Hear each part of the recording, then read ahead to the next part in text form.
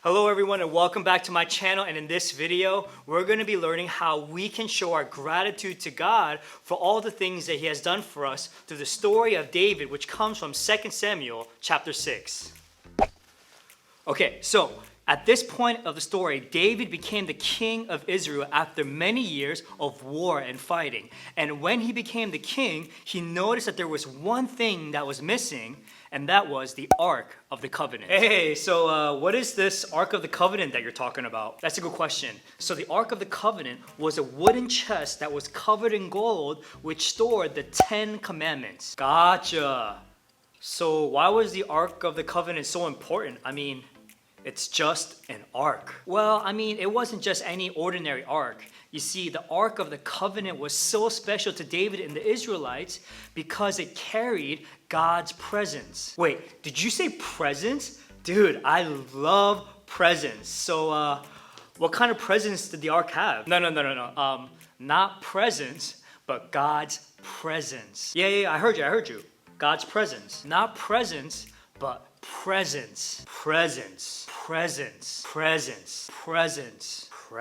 No. Look. Presents. Okay, to be honest, I'm a little confused right now. Okay, let me explain it to you this way. The ark just showed that God was with them. Oh, okay, I got it. So the Ark of the Covenant was God's presence. You should have said that from the very beginning. That's what I was trying to presence. So the ark was captured by the Philistines, but thankfully it was returned back to God's people when they defeated them in battle. And King David was eager to bring back the Ark of the Covenant back to Jerusalem, which was located at the house of what is his name? Obed-Edom. So David and some of his men went to his house to retrieve the Ark of the Covenant. David's men lifted the heavy ark with the poles, and then they carefully brought it back to Jerusalem, and then this was what happened next.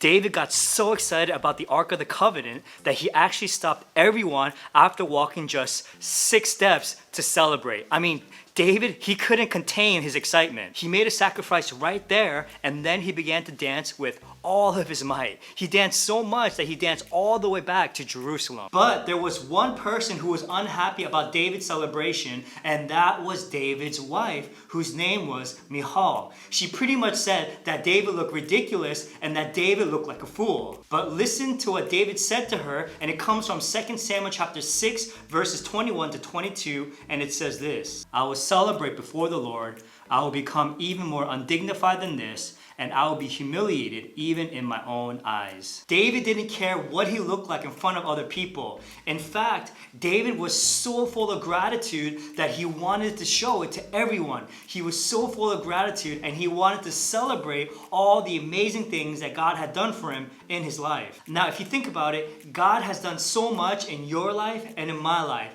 And sometimes it's so easy to forget all the amazing things that God has done for us.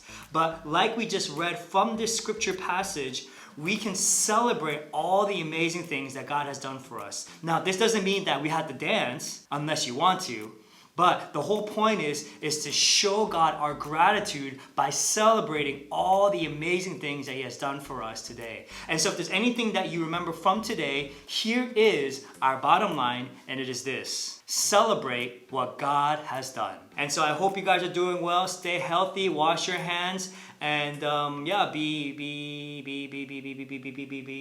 be well. And so with that said, Pastor Tim out. Where am I? What just happened? I just fell down a slide backwards. Wow, that was crazy. But you know, I forgot to wash my hands. Remember, you always gotta wash your hands so this doesn't happen to you, okay? So with that said, Pastor Tim out.